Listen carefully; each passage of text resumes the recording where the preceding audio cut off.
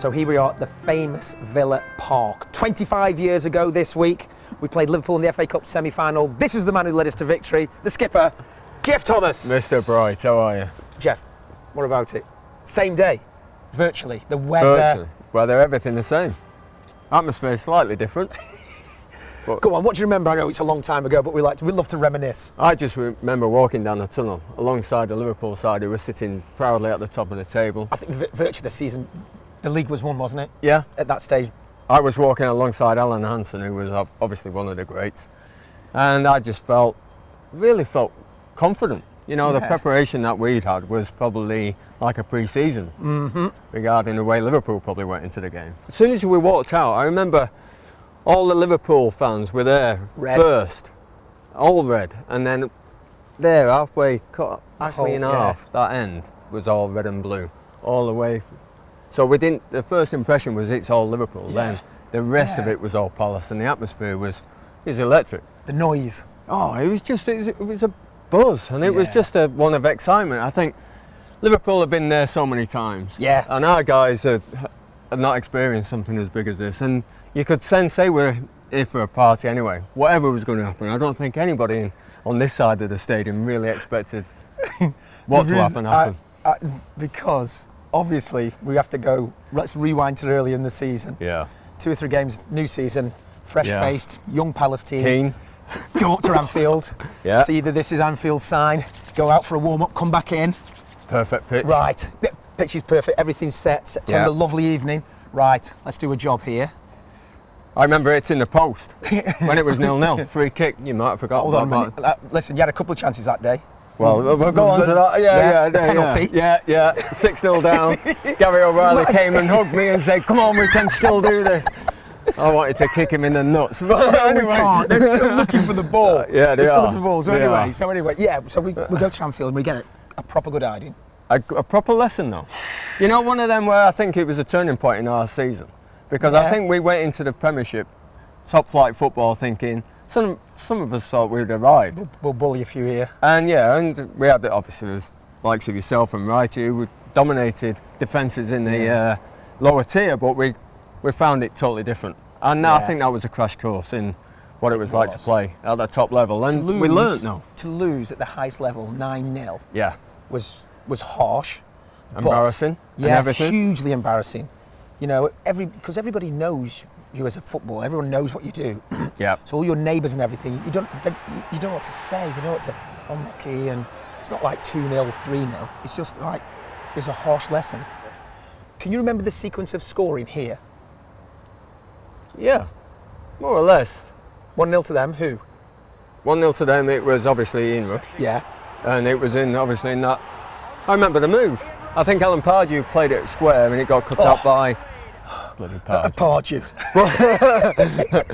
Well, it got cut out. I think Matt Mann just got it and he just did what he did most weekends and just played it through to Mr. Rush, and then he finished, and I don't think they celebrated as if it was a semi-final. It was a Samuel Rushy celebration, wasn't it? Yeah, they thought, here we go again. Probably his 40th of the season or something. Yeah, but what sticks in my mind, it might be, hindsight's easy, but what might be, what I think back is, if Steve Coppell made this statement, if we're 1-0 down, we're going to have a great chance, because physically we're probably stronger than them, and we're still in the game. Yeah, exactly. We were 3-0 down at Anfield, and we're chasing everything. This area here, Pemberton intercepts the ball, sets off down the right-hand side. Right, what can he do here? Oh, sure. Cross comes in. Solarco. Yeah. Tipped, come back out to me. Volley. Was it off McMahon's head into the roof of the net? We've just walked alongside and we've gone double the length. And I don't think Dalglish was in his position yet. No, he wasn't. And you just mentioned that word Pemberton, and I just still get shivers, because that guy did one of the best runs I've seen. And put a quality ball in as well. Yeah, I mean, 1-1. Yeah. Who scored next? Gary O'Reilly. Gary O'Reilly. Gary O'Reilly, FA Cup scorer. Centre-back scorer in the semi-final and final of the FA Cup. And now they've waved Andy Thorne up as well. Andy Gray has placed the ball. That's his cross. And Bright's there. O'Reilly's there! And Palace, are they in front? Yes, they are! 2-1 to us. Yeah. Who scored next? obviously them, and it was Steve McMahon. He nearly took my head off. Rattled one in. Did it go off your head into the top of the net? I was probably not brave enough. I remember the move that they did. It was a nice little free kick, and then it ended up with McMahon on the edge of the box, and he couldn't have struck it any firmer. It was a great strike, and and then unstoppable, really, wasn't it? So that was 2 each. I just thought, right, we're still in this. We're still in it, yeah. Then a couple of minutes later, there was foul. Yeah, it was harsh. He was unlucky. Yeah. I mean, it was Staunton, wasn't it? Yeah, he did that, what every professional does. Ran across the defender. And Pembo clipped the ankle. Yeah, he just caught him, and it was a penalty. And George Courtney couldn't do anything else. He's distraught. I know he was. I know. John Motson mentioned that, and I just think he was more ready. on that. Pembo was really. He was bubbling there, wasn't he? Yeah, he was. He was ready to go. Set pieces obviously were a strength of ours, and we managed to get one, and just in Andy Gray. Yeah. I think it was Thorny. Thorny put it in? Put it in. Of course it was. Me, Gary O'Reilly, something like that. Pops down in the air. Someone has a header. I had a header headed into the ground because I couldn't go into. Hit him on the chest. Yeah. And Andy followed in, didn't he? Yeah. Andy Gray. Yeah. Headed it over the top for 3-3. Can you remember what Steve said at the extra time? I can't remember a thing that extra time. I remember just being that pumped up. I was just ready to go. I just wanted the whistle to go. Noise and everything. Because it was the first time the FA Cup finals were live. Usually they were recorded and then shown on Match of the Day Live, but the Match of the Day. But this time, it was 12 o'clock kickoff, and you're sitting there. And I remember Steve saying, "You're fitter, you're younger, you're stronger, you're hungrier." Yeah. He said, look at them. They're old, they're tired. They don't want it. You want it. Well, they were all sat down as well. Yeah. I just remember. I can't remember to this day. Remember what I was doing. I remember I probably was prowling around the rest of the guys. We were just happy to be in extra time, weren't we? Because we'd been behind. So.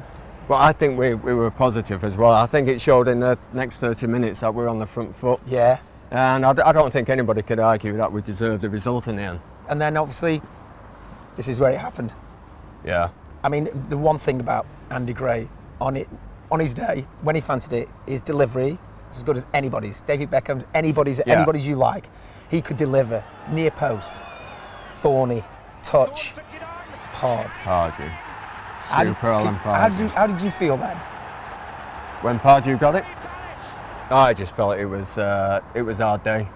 I just thought everything that we worked on in the training ground, the physical side, the mental side, but also the quality of delivery and everything. You say the first half was boring, which it was, but that was the reason for doing that. It was a tactical thing. Steve Coppell's, choked the game a little bit. Yeah. And like you say, we had a chance second half when we ran out and did what we did. Yeah. But when Pardew got that one, I remember coming here. Everybody piled in here. There was police, there was stewards, and we were just piling through them all. It didn't matter. We just wanted to be a part of what was going on in there for that moment and just celebrate with everybody. And then the final whistle. I mean, probably, well, without question, the proudest moment as a footballer at our careers then. Yeah. You've just dumped the best team in Europe and best team in the country out of the FA Cup. I talk personally. I mean, it was my best moment in football. I mean, I went on to, obviously we went on to play at Wembley, and we were 7 minutes away of probably eclipsing that. Yeah. But that didn't happen, and winning is everything, isn't it? Correct. And I just remember walking off here so proud of what we'd achieved. Yeah.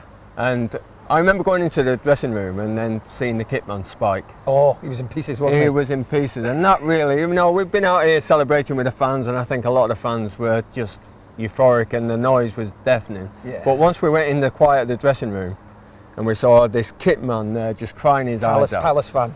Yeah, that touched me as well. There was a certain character in our squad who's obviously Ian Wright, who came on with his brown coat on, with his boots on. Plaster of Paris, I think it was. Yeah, and it just showed that we were so tight as a team. Do you see similarities to this team now that Alan Pardew's got to what we were under Steve Coppell? Yeah, I do. For the first time, I think. I think you've got the pace, you've got the power, you've got the skill, and you've got a dogged defence there as well. And I think that's the same mixture we have. And I think, looking back, you don't sometimes realise when you're involved in it what a special time that was. Yeah. Because all the guys who were involved in the squad have gone on to do great things within football or pundit side of things. Everybody knew what their roles were. Very intelligent footballers, and that sometimes you only learn that when you look back. And I think we had a squad of players that were second to none. And I think Alan's really got the knowledge now. He's probably one of the top managers in the country, especially English managers. Yeah. You know, and I rate Alan really well. I think he's proven his worth. His battle that he had at Newcastle really has put him in a position where he can enjoy all this time at Crystal Palace because he's loved down there. Yeah. You know, and he's turned it around. He wasn't always loved. This moment here, of course. I'm sure he will say as long as it changed his life. Well, we know. We used to have the teams read out at the start of the game and everything, and there used to be big cheers, and there was a couple of players where they were still battling to get the fans' approval. You know, and Alan was one of them. Yeah. But this moment here just changed history of Alan Pardew at Crystal Palace. 4-3 Palace.